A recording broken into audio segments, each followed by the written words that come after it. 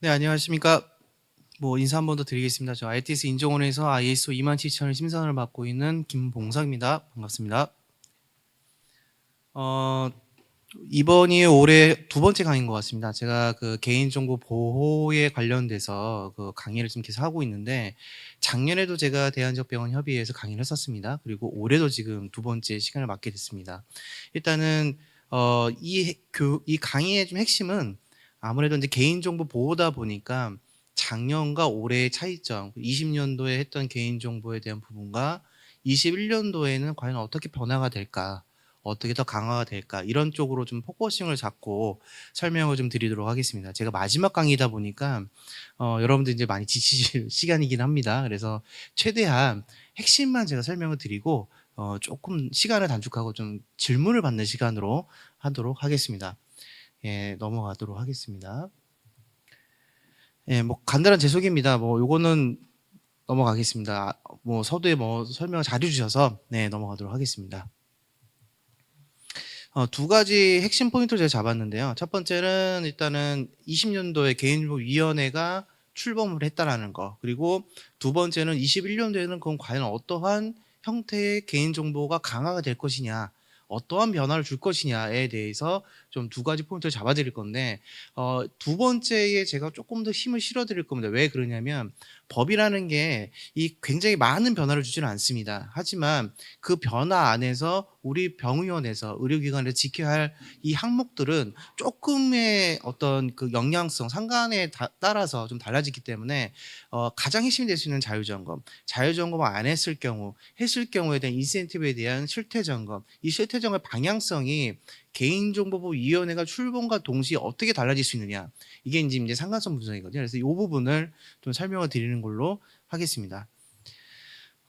일단은 말씀드렸지만 원래는 그 개인 정보에 대한 관리나 감독 권한은 행정안전부에서 가지고 있었습니다. 근데 작년에 개인정보위원회가 출범을 했고 중앙행정기관 격상이 됐습니다. 그래서 일종의 그 우리 개인정보와 관련된 모든 이 관리 감독 이 권한이 다 이관된 거죠. 그래서 올해부터는, 그러니까 정확히 얘기하면 작년부터지만 올해부터는 실태 점검이 나온다라고 하면은 이제 개인정보위원회 쪽에서 제가 얘기 듣기로는 한 100명 정도의 조직이 구성이 되는 걸로 얘기 들었고요. 작년에 출범을 하면서 2020년 8월에 개인정보보호법이 또 제정이 됩니다. 그래서 좀 달라지는 부분이 좀 생겼어요. 그러니까 추가적으로 우리가 뭘 봐야 되느냐. 일반적인 사항은 거의 비슷하지만 어디가 달라지냐면 이제 기술적 보호 조치 부분에서 좀 달라진 부분이 생깁니다.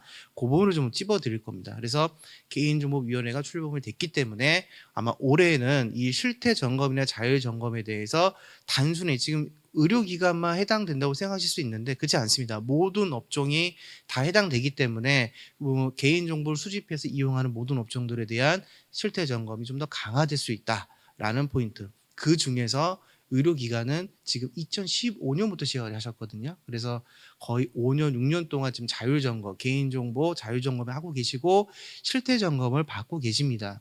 그럼 아무래도 처음에 좀 핸들링 많이 프로세스가 들어갈 수 있는 쪽이 어디냐면 의료기관이 가능성이 많죠. 그래서 오늘 이 시간에 여러분들이 조금 얻어갈 수 있는 것들을 제가 좀 핵심을 찝어서 말씀드리도록 하겠습니다. 개인정보 대부분의 의료기관은 해당 사항이 없으실 것 같긴 한데 의료기관에 수집하는 개인정보 중에 가장 핵심이 되는 거는 고유식별 정보입니다. 고유식별 정보 크게 네 가지가 있죠. 예, 주민번호, 외국인 등록번호, 운전면허번호, 여권번호 네 가지인데 이 중에서 병원에서 가장 많이 수집하는 건 주민번호하고 그 외국인 등록번호입니다.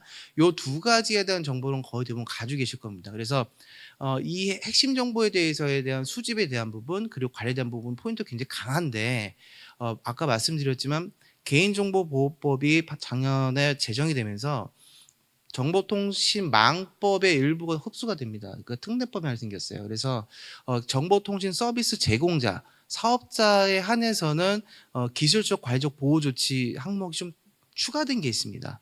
거기에 포함되어 있는 필수 암호화, 즉 필수적으로 기술적 보호를 해야 되는 정보가 두 가지가 포함이 되는데요. 그게 뭐냐면 신용카드 번호하고 계좌번호입니다. 원래 망법에 있었던 건데 개인정보보호법 쪽으로 들어왔다는 거죠. 뒤에서 한 번 더 설명을 드리겠습니다. 그리고 추가적으로 몇 가지의 포인트가 있습니다. 자, 지금 보시는 이 화면은 뭐냐면 개인정보가 무엇이고 뭐 알고 계시겠지만 두 가지 이상의 정보가 예, 합쳐져서 그 사람을 식별할 수 있으면 그걸 우리 개인정보로 합니다. 그리고 가명정보라는 게 있고요. 그 다음에 익명정보가 있습니다. 이 가명정보가 튀어나온 이유가 뭐냐면은 이제 우리 빅데이터라고 하죠. 의료기관 헬스케어 쪽의 빅데이터에 대한 정보를 가지고 분석해서 좀 많은 어떤 그 이익을 추구하고 또는 정보를 공유하겠다. 이제 그런 의미로서 만들고 있는 이 트렌드가 있습니다. 근데 그렇게 하려면은 실제 실데이터를 가지고는 하실 수가 없는 거죠. 그래서 가명화된 데이터를 가지고 분석해서 그걸 갖고 우리 뭔가 다른 어떤 데이터의 어떤 그 이 뭐 정보를 공유한다든가 이제 그런 쪽으로 이제 발전하고 있는 건데, 근데 이 가면 정보화 되지 않고 그냥 실제 실데이터를 가지고 뭔가 분석 행위를 했을 경우에는 당연히 어떤 문제가 발생할까요? 개인정보보호법에 의한 동의 없이 어떤 활용에 대한 부분들, 진료 목적 외적으로 수집하는 정보에 대해서는 반드시 동의를 받으셔야 됩니다. 그렇기 때문에 가명 정보를 가지고 뭔가 데이터 쉐어링을 하겠다. 그러면 이 가면 정보를 다시 재식별할 수 있으면 되느냐? 안 된다라는 겁니다. 그 핵심이 이번에 제정된 개인정보보호법 안에 들어가 있습니다. 그래서 병원 쪽은 아마 그렇게 하시는 게 없는데 마케팅을 하는 병원이 있으실 수 있어요. 예, 그럴 경우에는 정보 주체한테 당연히 동의를 받고서 받은 그 뭐 주소나 이메일 주소나 연락처를 통해 가지고 마케팅을 하실 수 있는데, 이거를 모아서 이제 병원 내에서 뭔가 우리끼리 좀 뭐 CS에 활용될 수 있는 뭔가를 만들어 봐야지 해서 뭔가 시스템을 돌리고 분석하실 수 있는데, 이 분석의 절차에서 만일에 실데이터를 가지고 활용했을 경우 그러면 거기에 플러스 보안 요소가 들어가셔야 됩니다. 근데 그게 아니라 가명 정보를 활용했을 경우에는 가능하다. 단 그 가명 정보를 다시 재식별할 수 없도록 바꿔야 된다. 그 보호 조치를 해야 된다는 게 핵심입니다. 그 부분이 들어갔기 때문에 제 재정 내용에 포함을 시켰습니다. 만일에 제가 말씀드렸던 이 영역을 어겼을 경우, 물론 법에 의해서 보시는 것처럼 과태료가 부과가 될 수 있습니다. 개인정보보호법에 의해서 문제가 되는 것들은 아시겠지만 5년 이하 징역, 5억 이하, 뭐 3천만 원, 3년 이하 이렇게 돼 있는데, 이 가명 정보는 혹시 GDPR이라고 있습니다. 유럽 개인정보보호법입니다. 거기에서 부과하는 과태료만큼 셉니다. 보시면 아시겠지만 전체 매출의 3% 이하의 과징금을 발생시킬 수 있습니다. 이 가명 정보에 대해서. 그래서 만일에 그런 병원 내에서 그런 거 하신다라고 한다면은 저는 위탁을 주시거나, 분석에 대한 위탁은 대부분 위탁 서칭하는 업체들이 있습니다. 그쪽에 주시거나 뭐 다른 쪽도 사실 좋지 않을까. 왜냐면 이 영역이 굉장히 무겁기 때문에 잘못 활용했을 경우에는 거기에 대한 책임적인 부분들도 좀 강화될 수 있다라는 거를 말씀드리도록 하겠습니다.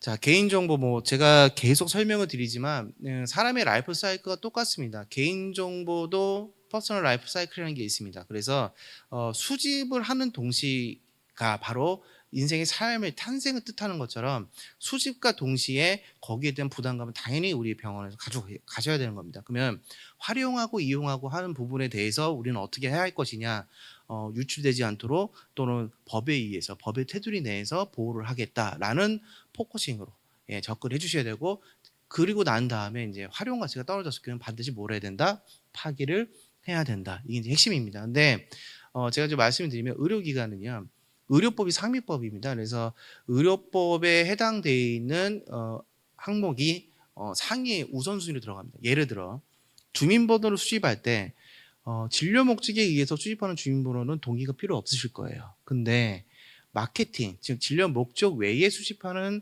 정보에 대해서는 다 동의를 받으셔야 됩니다.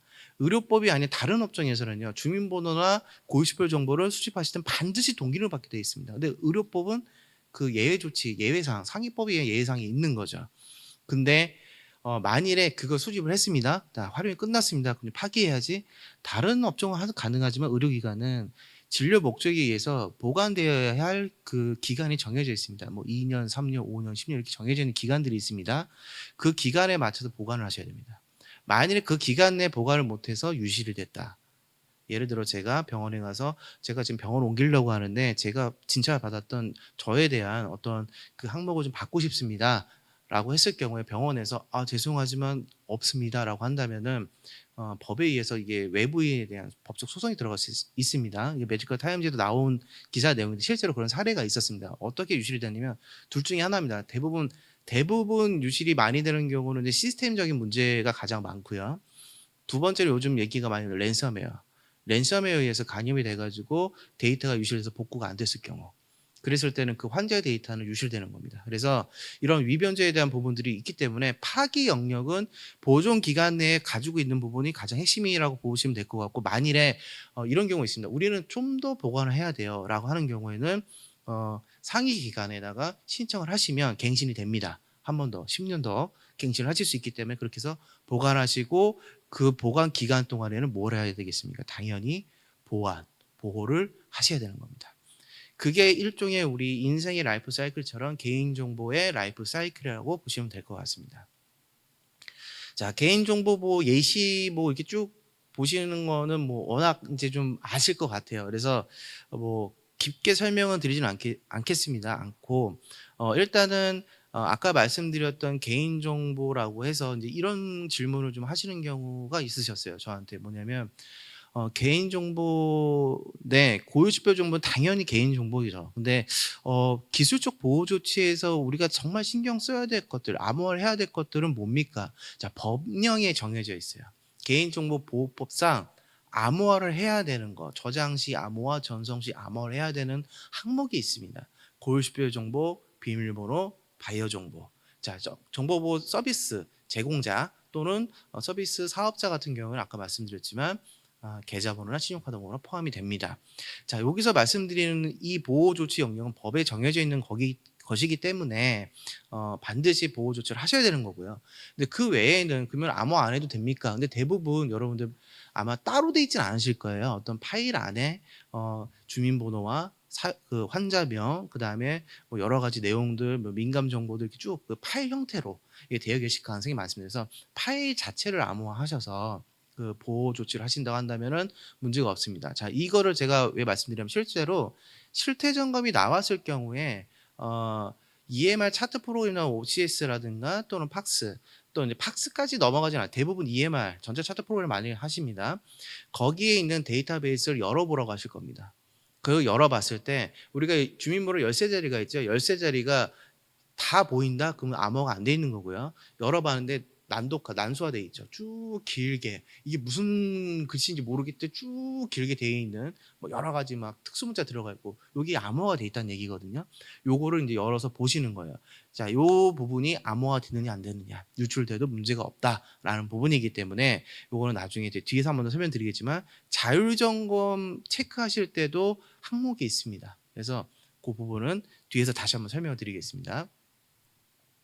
자, 개인정보보호법에 대한 부분이고 OECD 가이드라인과 유사하다. 보시는 것처럼 여러 가지 항목들이 있는데 저희 우리나라에서 2013년도부터 2017년, 18년 지금 계속 실태 점검을 하고 계시거든요. 실태 점검을 하고 있는 과정에서 가장 과태료 부과가 많이 나온 쪽은 기술적 보호 조치 영역입니다. 그 이유는 관리적 보호 조치 영역은 우리 법적으로 이게 유권 해석이라고 하죠. 해석에 따라서 좀 달라질 수 있어요. 근데 기술적 보호 조치는 암호화를 했느냐 안 했느냐, 접근 통제를 했느냐 안 했느냐, 악성 포럼 방지했느냐 아니냐, 그러니까 우리 그 수학처럼 1 더하기 1은 2처럼 딱 떨어질 수 있는 객관적 판단이 들어갈 수 있거든요. 그래서 가장 많은 과태료가 많이 부과되는 쪽은 대부분 기술적 보호 조치고, 근데 참 아이러니하게 그쪽은 과태료가 조금 낮죠. 네. 최대 3천만 원이죠. 관리적 포인트 더 큽니다. 5억에 5년 이하입니다. 그래서 요런 이제 형평성을 가지고 우리 심사를 나오시는 또는 점검에 나오시는 분의 성향에 따라서 조금씩 달라질 수는 있다. 그건 뒤에서 다시 한번 제가 설명을 드리도록 하겠습니다. 자, 말씀드렸던 의료법이 상위법이고 개인정보보호법 일반법입니다. 그래서 의료법이 없는 내용들은 개인정보보호법에 상응하게 되어 있습니다. 이게 핵심입니다. 그래서 여러분들은 이제 현장의 병원에서 우리 그 선생님들께서는 개인정보보호법만 보시면 안 됩니다. 의료법도 같이 보셔야 되고요. 만일에 우리 병원이 홈페이지를 운영한다, 정보통신 서비스를 하시는 거죠. 홈페이지 운영하는데 예를 들어 제일 많은 질문이 이거였습니다. 홈페이지에 로그인을 하는 게 있다. 즉 정보를 수집하는 게 있다라고 한다면은 온라인상에서 정보를 수집하시는 겁니다. 그랬을 경우에는 정보통신 그 수집한 정보 갖고 뭔가 어떤 행위를 하신다? 그러면 정보통신 서비스 제공자 또는 서비스 사업자 영역에 들어가실 수 있습니다.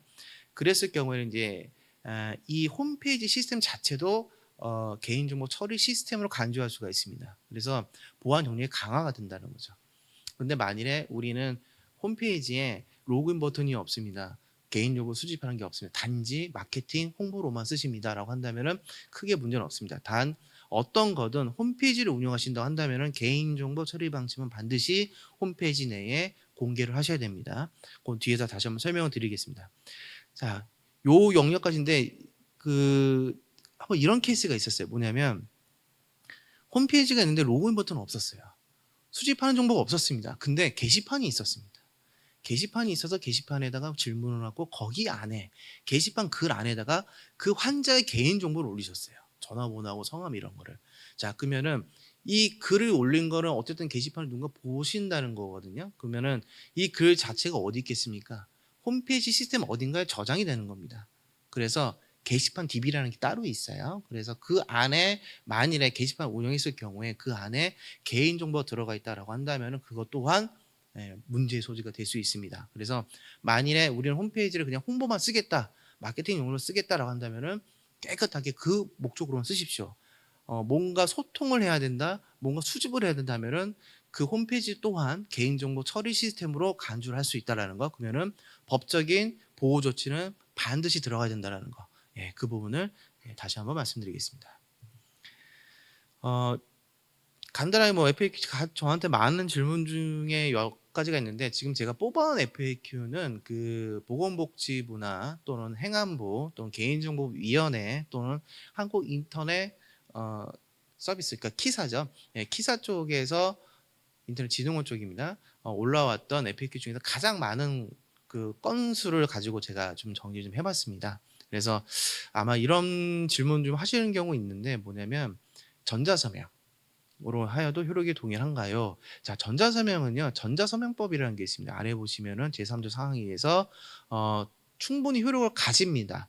단 전자서명의 효력을 갖다고 하셔가지고 이제 PKI라고도 하는데 요거를 그냥 뭐 이렇게 받으시면 되는 걸로 생각하시더라고요. 그렇지 않습니다.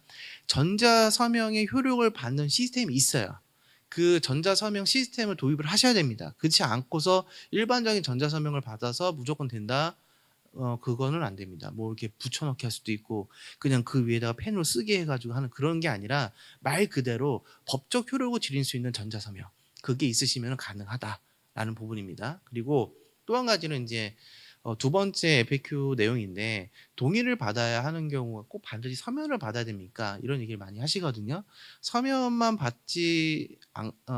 꼭 해당되는 거 아닙니다. 보시면은 전화라든가 녹취가 될 수도 있죠. 뭐 인터넷 홈페이지 온라인상으로 받을 수 있고 여러 가지 항목을 받으실 수 있습니다.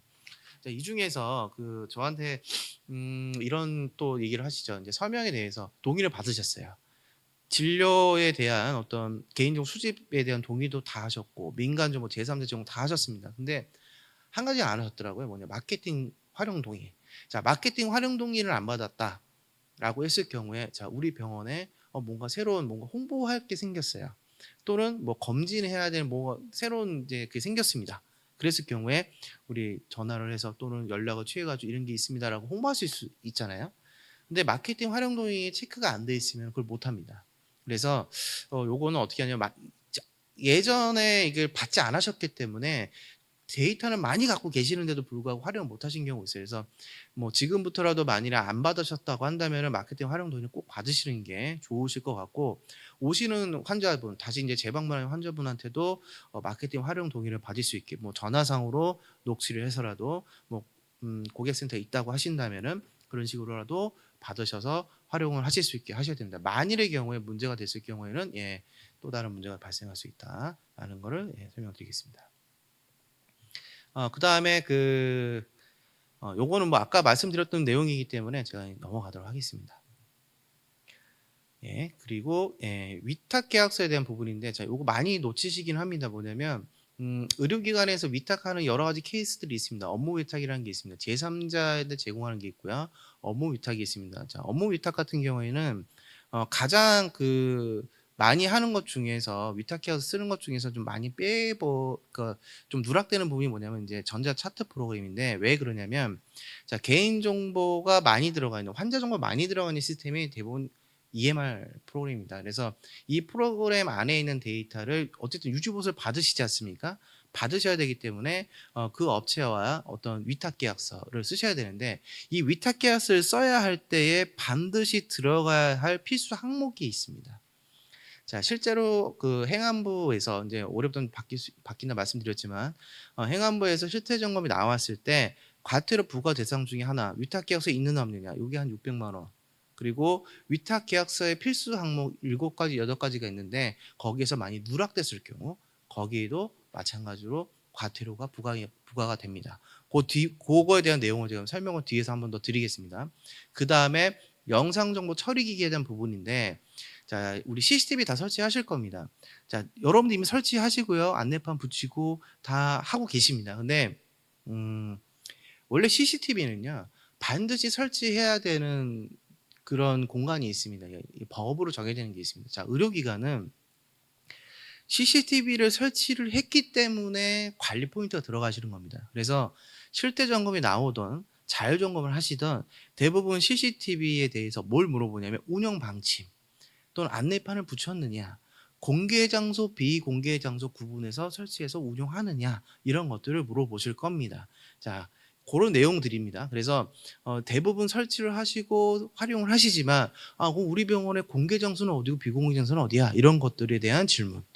그 부분에 대해서 뒤에서 좀 설명을 좀 드리도록 하겠습니다. 그 부분에 대해서 설명을 드리기 전에 일단은 제가 좀 좀 팁을 좀 드린다면 공개 장소라는 거는 우리 일반적으로 우리 환자들이 대기하는 장소. 거기가 공개 장소라고 봅니다. 그러니까 불특정 다수가 모일 수 있는 장소가 공개 장소입니다. 근데 수술실, 진료실 이런 데는 어떻습니까? 아무나 못 들어가죠. 호명하면 들어가고 수술 받아야 할 분들, 정해진 분들만 들어가시는 거죠.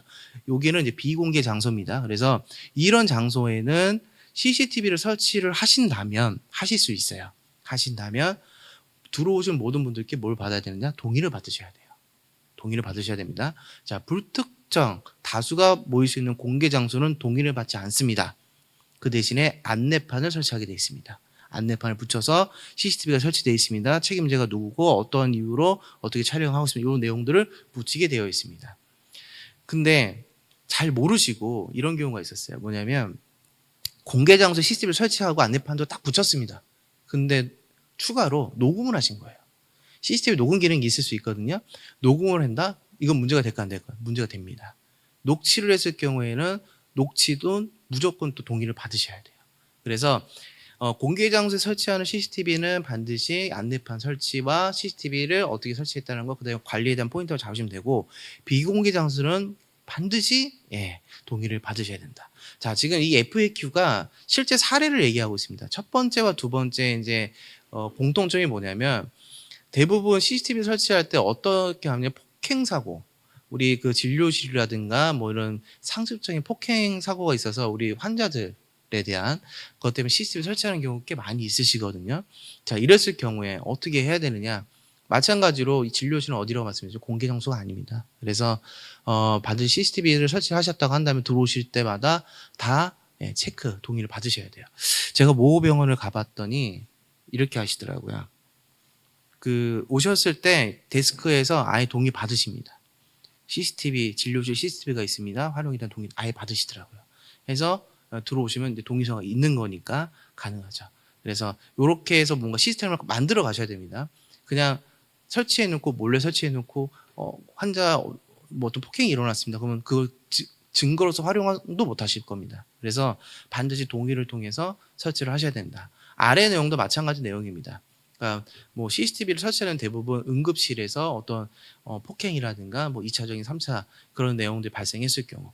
근데 요거는 개인정보보호법에 의해서 그 병원의 응급실 같은 접수 창구 이런 데는 어찌 보면 제약이 없는 장소지 않습니까? 그러니까 공개 장소라고 되어 있기 때문에 보시는 것처럼 CCTV를 어떻게 할 수 있다? 설치할 수가 있다.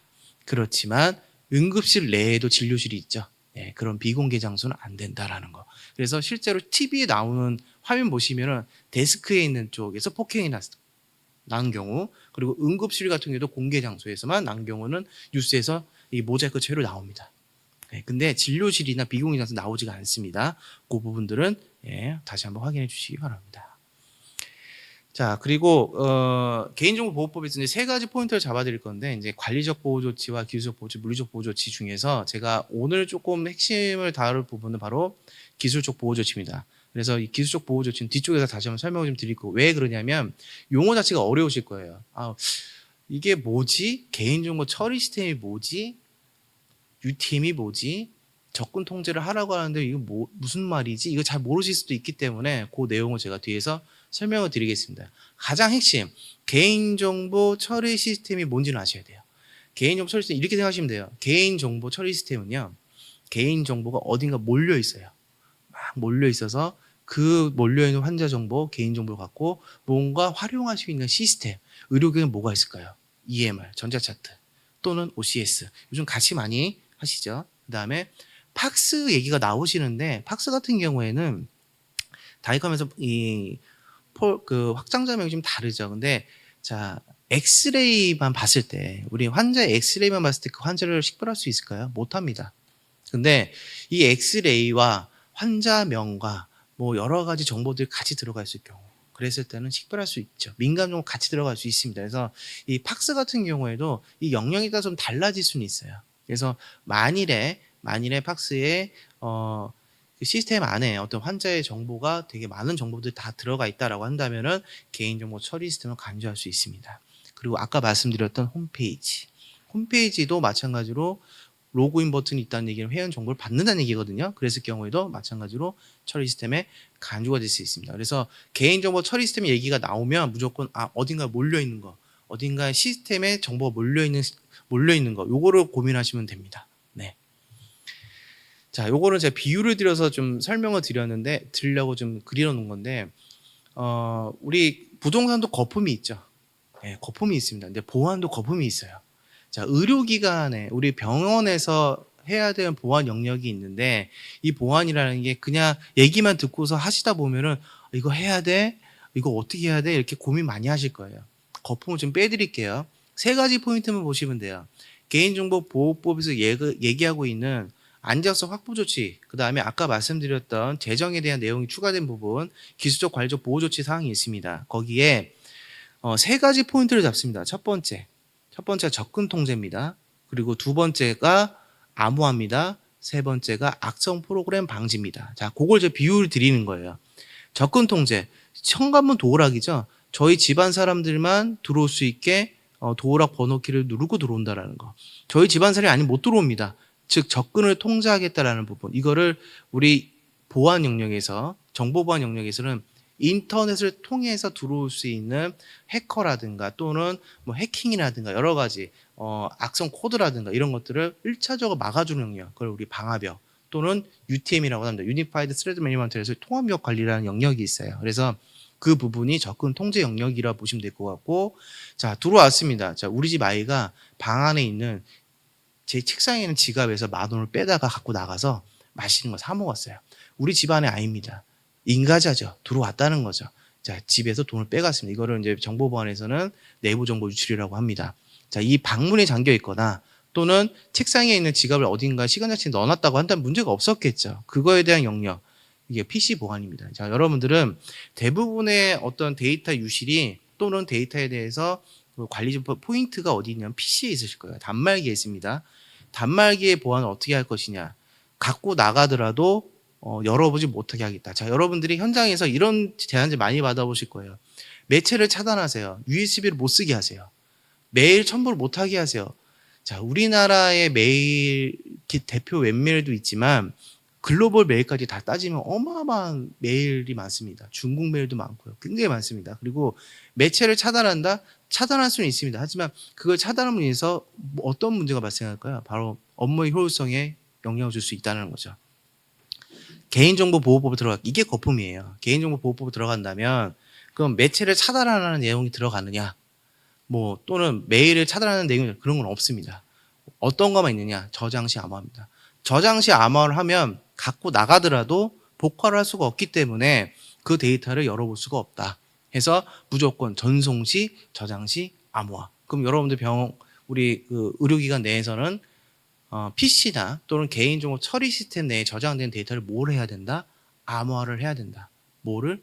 고유식별 정보, 비밀번호, 바이오 정보, 정보통신 서비스망을 하고 계시면 홈페이지가 있으시면은 그랬을 때는 계좌번호, 신용카드 번호까지도 포함이 된다라는 거. 그게 핵심입니다. 그래서 그 부분에 만능 영역. 그리고 여기 금고가 바로 아까 말씀드렸던 우리 얘기했던 개인정보 처리 시스템. 데이터가 많이 몰려져 있는 부분, 요 영역이라고 보시면 될 것 같습니다. 그래서 요 세 가지 영역만 보시면, 은 아주 기본 베이스, 기술적인 기본 베이스는 준수를 하실 수 있다. 거기에 상급 종합병원급으로 올라가시면은 이제 ISMS라고 해서 개인정보 관리 체계 인증을 받으셔야 됩니다. 지금 ISMSP라고 합니다. 그래서 이 인증을 받으셔야 될 경우에는 망분리 플러스 알파 보안 영역들이 굉장히 많습니다. 그래서 그 영역까지는 너무 상위 버전이라 제가 이제 넘어가도록 하겠습니다. 아까 말씀드렸던 내용들을 제가 이제 그림화한 거고요. 넘어가겠습니다. 해서 아까 그 중요 핵심은 이제 요 한 장으로 제가 이제 정리를 좀 해드릴게요.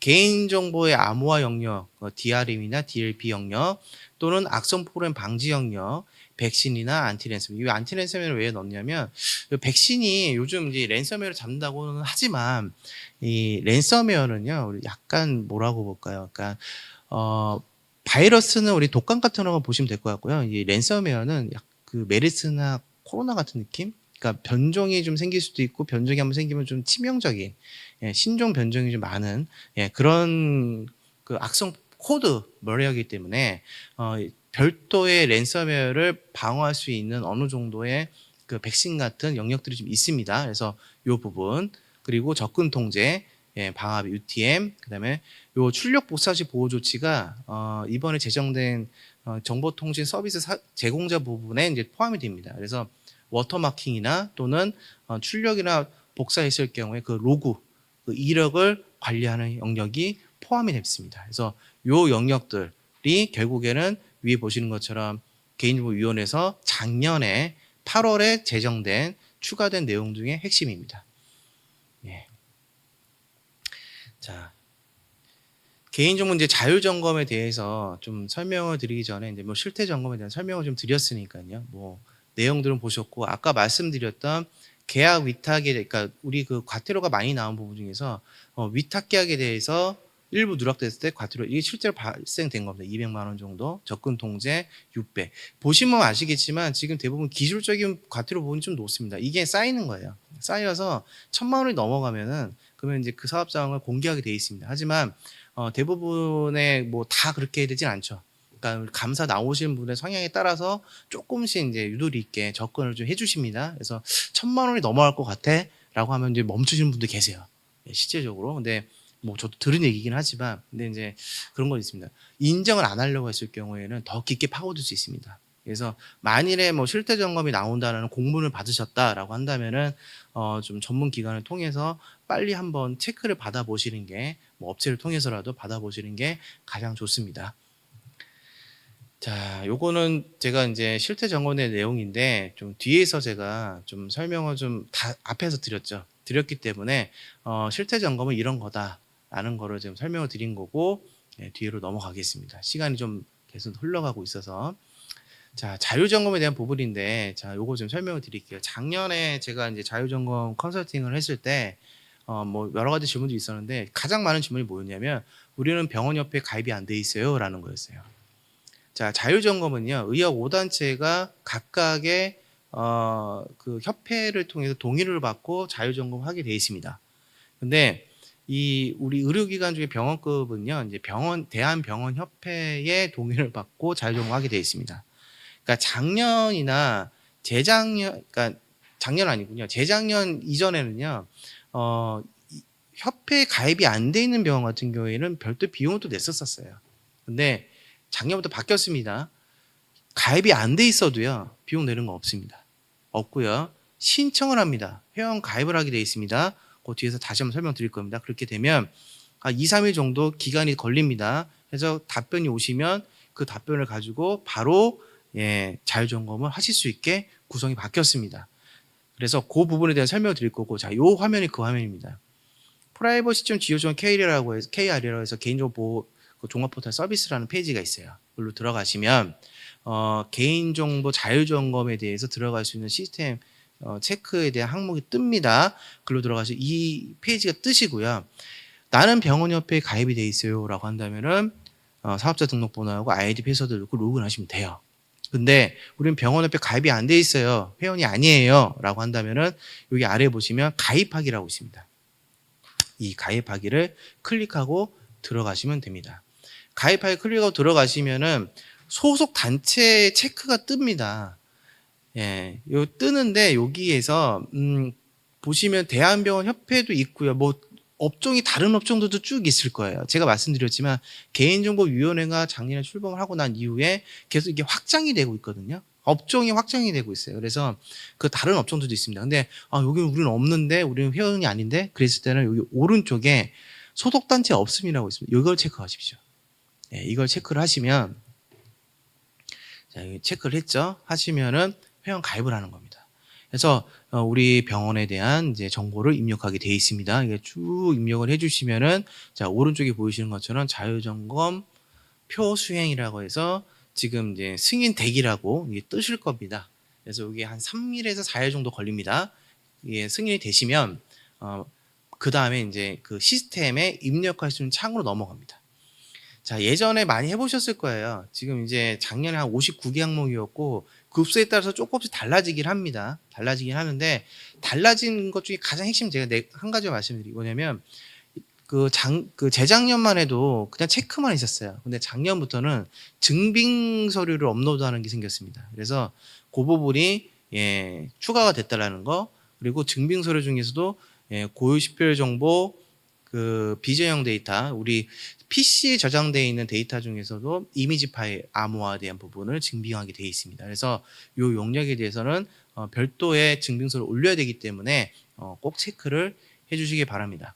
자, 오늘 강의 이 정도 끝났고요. 일단은 플러스에서 제가 다시 한번 정리를 해드린다면, 작년에 개인정보위원회 출범을 했고 8월에 법이 제정이 됐고요. 그 법에 맞춰서 플러스 알파적인 요소가 가율점검 체크리스트가 바뀔 수 있다라는 거, 올해 바뀔 수 있다라는 거, 그 다음에 증빙서류로서 여러 가지가 있을 수 있지만 그 중에 고유식별 정보의 암호화 영역 중에서 그 암호화에 대한 조치 내역서, 이미지 파일까지 포함되어 있다라는 거, 그거를 꼭 챙겨주시길 바랍니다.